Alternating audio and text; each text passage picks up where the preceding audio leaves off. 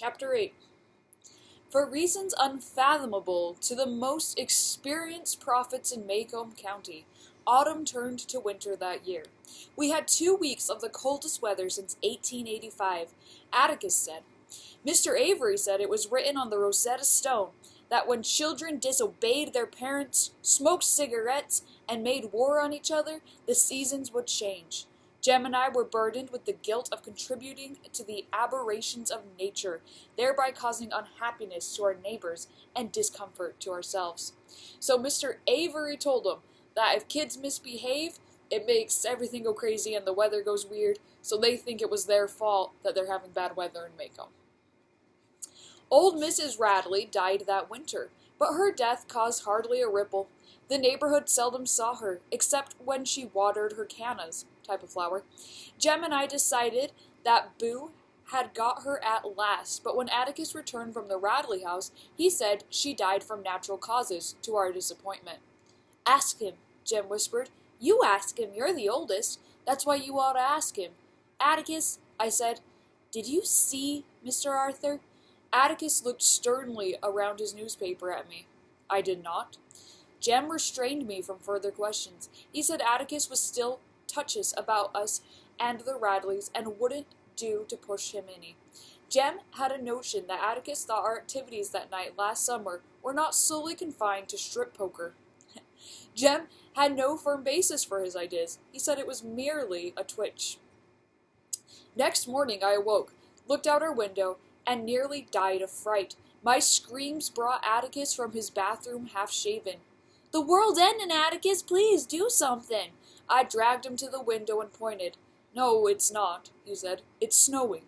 Jem asked Atticus would it keep it up. Jem had never seen snow either, but he knew what it was. Atticus said he didn't know any more about snow than Jem did. I think, though, if it's watery like that, it'll turn to rain. The telephone rang, and Atticus left the breakfast table to answer it. That was Uella May, he said when he returned. I quote, as it has not snowed in Macomb County since 1885, there will be no school today. Uella May was Macomb's leading telephone operator. She was entrusted with issuing public announcements, wedding invitations, setting off the fire station, and giving first aid instructions when Dr. Reynolds was away. When Atticus finally called us to order and bade us look at our plates instead of at the windows, Jem asked, How do you make a snowman? I haven't the slightest idea, said Atticus. I don't want you all to be disappointed, but I doubt if there will be enough for snow, or snowball even. Calpurnia came in and said she thought it was sticking. When we ran in the backyard, it was covered with a feeble layer of soggy snow.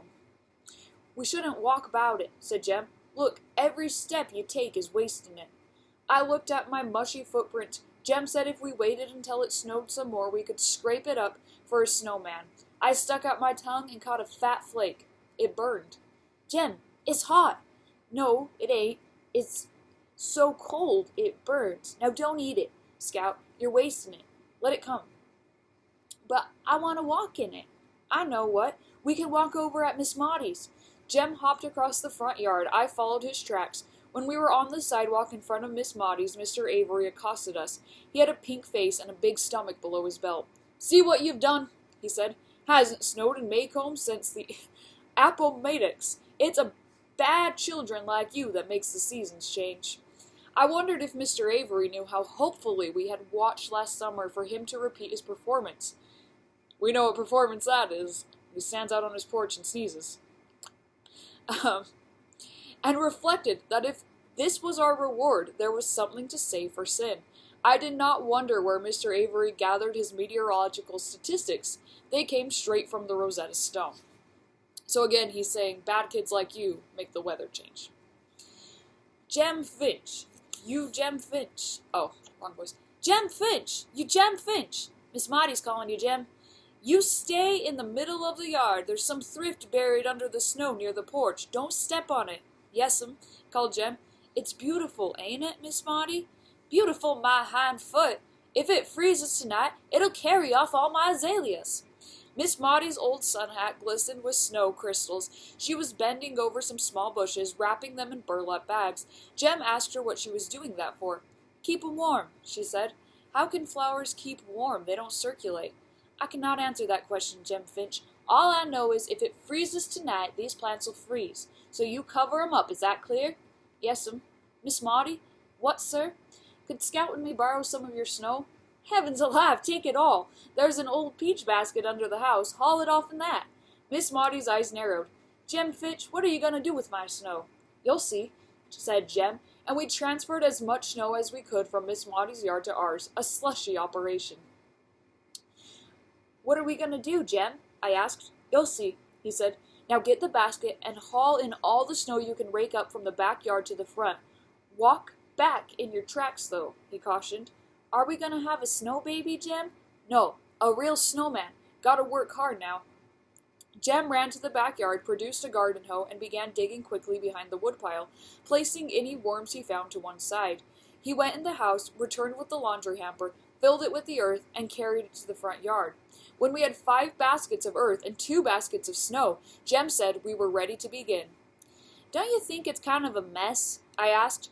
Looks messy now, but it won't later, he said. Jem scooped up an armful of dirt, patted it into a mound, on which he added another load, and another, until he had constructed a torso. Jem, I ain't ever seen an end snowman, I said. He won't be black long, he grunted. Jem procured some peach tree switches from the backyard, plaited them, and bent them into bones to be covered with dirt. He looks like Stephanie Crawford with her hands on her hips, I said, fat in the middle, and little bitty arms. I'll make 'em bigger. Jem sloshed water over the mud man and added more dirt. He looked thoughtfully at it for a moment. Then he molded a big stomach below the figure's waistline. Jem glanced at me, his eyes twinkling. Mr. Avery's sort of shaped like a snowman, ain't he? Jem scooped up some snow and began plastering it on. He permitted me to cover only the back, saving the public parts for himself. Gradually, Mr. Avery turned white. Using bits of wood for eyes, nose, mouth, and buttons, Jem succeeded in making Mr. Avery look cross, which is mad, or mean. A stick of stowwood completed the picture. Jem stepped back and viewed his creation. It's lovely, Jem, I said. Looks almost like he talked to you. It is, ain't it? He said shyly. We could not wait for Atticus to come home for dinner, but he called and said we had a big surprise for him. He seemed surprised when he saw most of the backyard and the front yard, but he said we had done a jim-dandy job. I didn't know you were going to do it, he said to Jem, but from now on I'll never worry about what'll become of you, son. You'll always have an idea.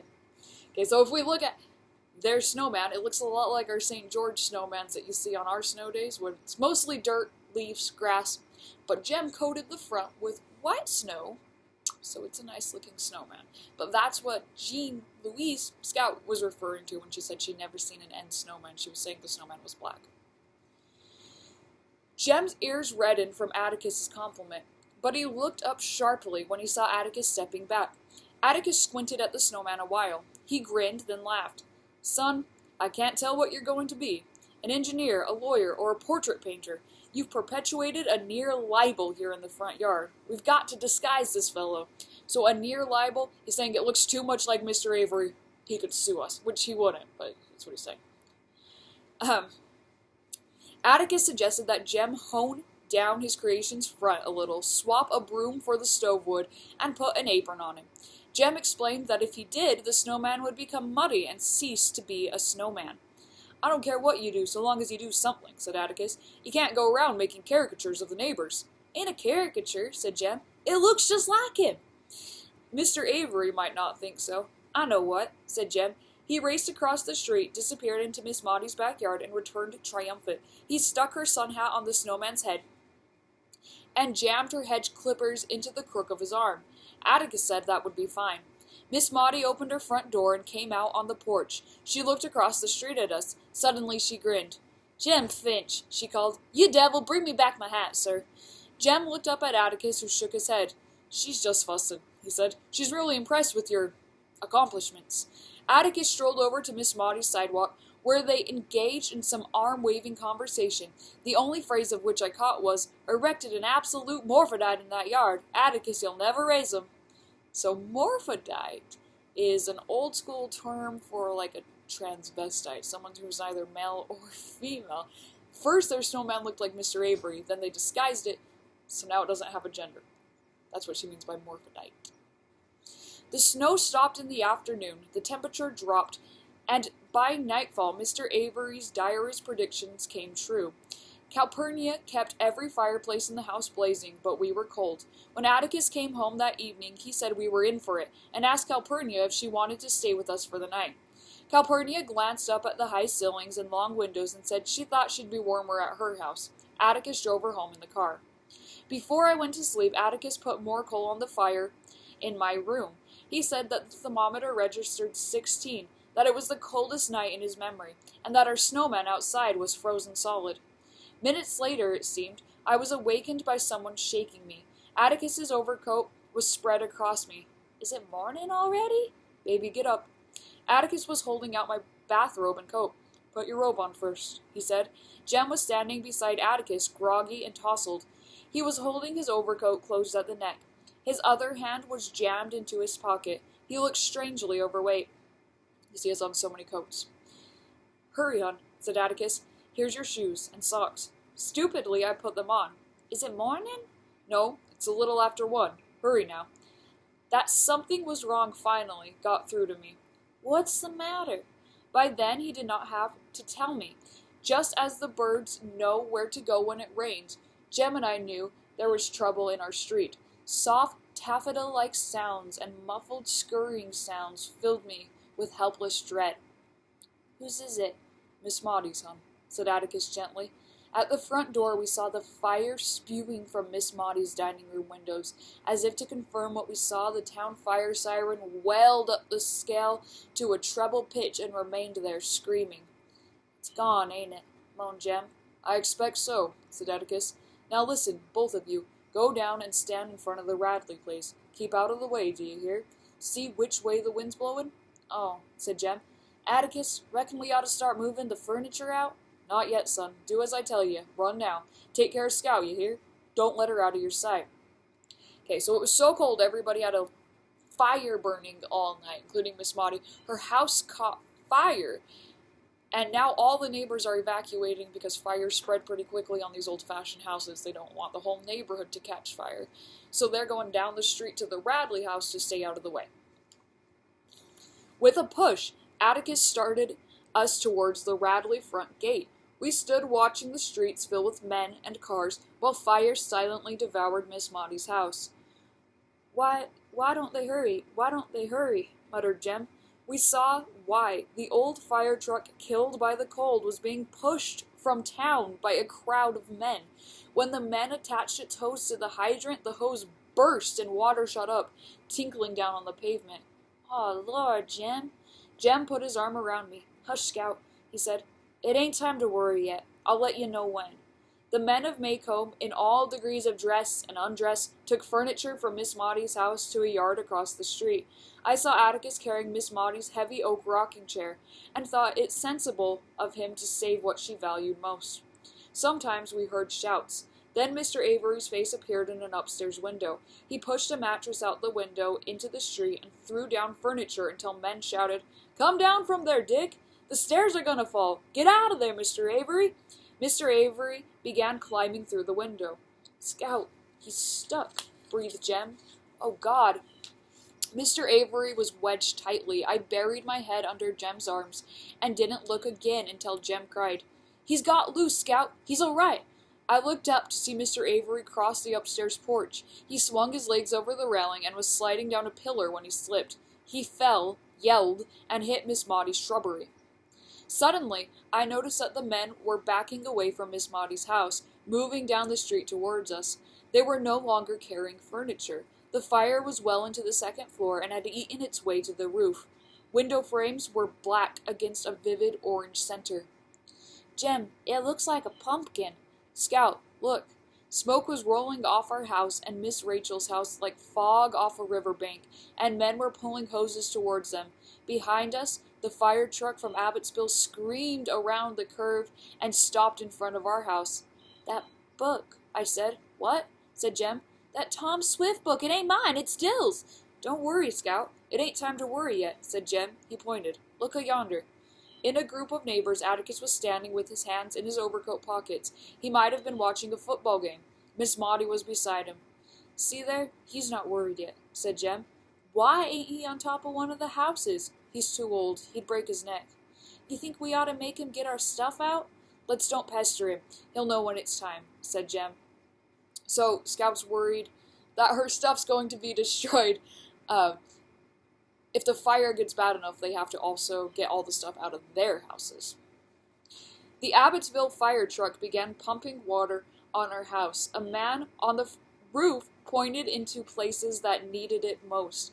I watched our absolute morphodite, or snowman, go black and crumble. Miss Maudie's sun hat settled on top of the heap. I could not see her hedge clippers. In the heap between our house, Miss Rachel's and Miss Maudie's, the men had long ago shed coats and bathrobes. They worked in pajama tops and nightshirts stuffed into their pants, but I became aware that I was slowly freezing where I stood. Jem tried to keep me warm, but his arm was not enough. I pulled free of it and clutched my shoulders. By dancing a little, I could feel my feet. Another fire truck appeared and stopped in front of Miss Stephanie Crawford's. There was no hydrant for another hose, and the men tried to soak her house with hand extinguishers. Miss Maudie's tin roof quelled the flames. Roaring, the house collapsed. Fire gushed everywhere, followed by a flurry of blankets from men on top of adjacent houses, beating out sparks and burning chunks of wood. It was dawn before the men began to leave, first one by one, then in groups. They pushed the Maycomb fire truck back to town. The Abbotsville truck departed. The third one remained. We found out the next day it had come from Clark's Ferry, 60 miles away. Jem and I slid across the street. Miss Maudie was staring at the smoking black hole in our yard, and Atticus shook his head to tell us she did not want to talk. He led us home, holding onto our shoulders to cross the icy street. He said Miss Maudie would stay with Miss Stephanie for the time being. Anybody want some hot chocolate? He asked. I shuddered when Atticus started a fire in the kitchen stove. As we drank our cocoa, I noticed Atticus looking at me with a curiosity, then with sternness. I thought I told you and Jem to stay put, he said. Why, we did. We stayed. Then whose blanket is that? Blanket? Yes, ma'am, blanket. It isn't ours. I looked down and found myself clutching a brown woolen blanket I was wearing around my shoulders, squaw fashion. Atticus? I don't know, sir. I turned to Jem for an answer, but Jem was even more bewildered than I. He said he didn't know how it got there. We did exactly as Atticus had told us. We stood down by the Radley gate, away from everybody. We didn't move an inch. Jem stopped.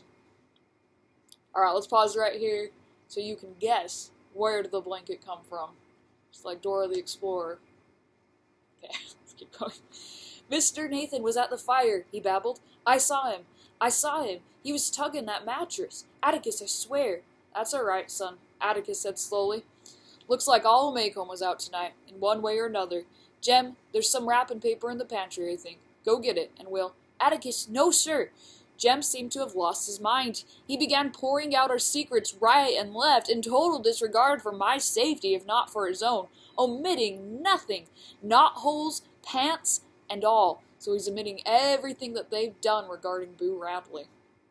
Mr. Nathan put cement in that tree, Atticus, and he did it to stop us finding things. He's crazy, I reckon, like they say, but Atticus, I swear to God, he ain't never harmed us. He ain't ever hurt us. He could have cut my throat from ear to ear that night, but he tried to mend my pants instead. He ain't ever hurt us, Atticus. Atticus said, Whoa, son, so gently that I was greatly heartened. It was obvious that he had not followed a word Jem said, for all Atticus said was, You're right. We better keep this and the blanket to ourselves. Someday, maybe, Scout can thank him for covering her up.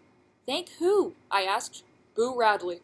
You were so busy looking at the fire you didn't know it when he put the blanket around you. My stomach turned to water and I sternly threw up when Jem held out the blanket. Oh, nearly, not sternly. I nearly threw it up when Jem held out the blanket and crept toward me. He sneaked out of the house, turned round, sneaked up, and went like this. Atticus said dryly, Do not let this inspire you to further glory, Jeremy. Jem scowled. I ain't gonna do anything to him. But I watched the spark of fresh adventure leave his eyes. Just think, Scout, he said. If you just turned around, you'd have seen him. Calpurnia woke us at noon. Alright, we'll pause here. You would have seen him. Who is he?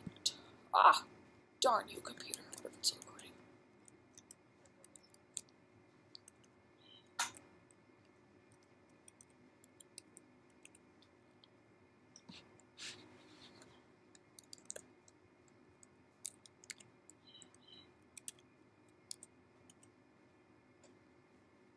What?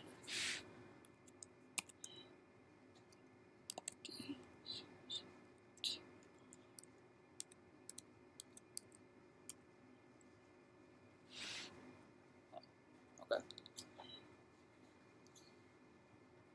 Right. You'd have seen him. Who would she have seen? It's not Nathan Radley. He was helping with the fire. Miss Radley's dead.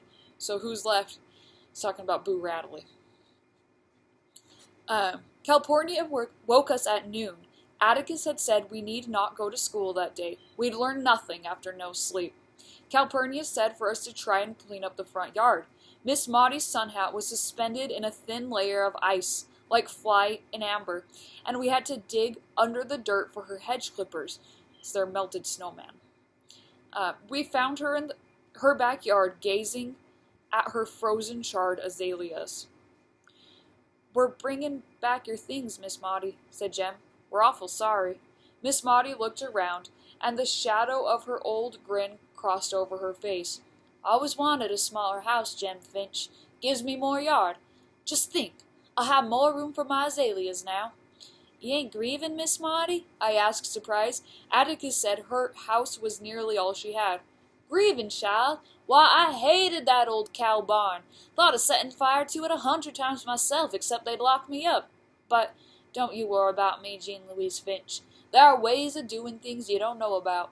Why, I'll build me a little house and take me a couple of roomers, and gracious, I'll have the finest yard in Alabama. Those Bellingrass will look plain puny when I get started." Jem and I looked at each other. "How'd it catch, Miss Maudie?" he asked. "I don't know, Jem. Probably the flue in the kitchen. I kept a fire in there last night for my potted plants. Hear you had some unexpected company last night, Miss Jean Louise." "How'd you know?" "Atticus told me on his way to town this morning. Tell you the truth, I'd like to have been with you. And I've had sense enough to turn around, too." Miss Maudie puzzled me. With most of her possessions gone, and her beloved yard a shambles, she still took a lively and cordial interest in Jem's and my affairs. She must have seen my perplexity. She said, "Only thing I worried about last night was all the danger and commotion it caused. This whole neighborhood could have gone up. Mr. Avery will be in bed for a week. He's right stove up. He's too old to do things like that, and I told him so. Soon as I can get my hands clean, and when Miss Stephanie Crawford's not looking, I'll make him a lane cake. That Stephanie's been after my recipe for 30 years, and if she thinks I'll give it to her just because I'm staying with her, she's got another thing coming."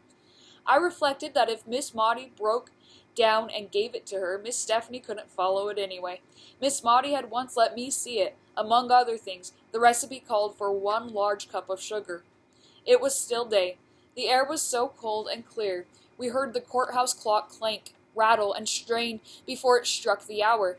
Miss Maudie's nose was a color I had never seen before, and I inquired about it. "I've been out here since 6 o'clock, she said. "Should be frozen by now." She held up her hands. A network of tiny lines crisscrossed her palms, brown with dirt and dried with blood. "You've ruined 'em," said Jem. "Why don't you get a colored man?" There was no note of sacrifice in his voice when he added, "Or Scout and me, we can come and help you." Miss Maudie said, "Thank you, sir, but you got a job of your own over there." She pointed to our yard. "You mean the morphodite?" I asked. "Shoot, we can rake 'em up in a jiffy." Miss Maudie stared down at me, her lips moving silently. Suddenly she put her hands to her head and whooped. When we left her, she was still chuckling. Jem said he didn't know what was the matter with her. That was just Miss Maudie. Okay, so Jean Louise and Jem comment on her hands because she's been working in her yard so much that they're full of dirt and they're even bloody because she's been working that hard with her bare hands. So Jem suggests she hires a colored man, somebody who can come and do work for her. And then he says, "Or me and Scout can come help you." Let's see, anything else? Oh yeah, she's laughing at Scout for calling her Snowman a morphodite, which again is a genderless person. And it's a derogatory term, so I wouldn't go around using it. Alright, that's chapter 8.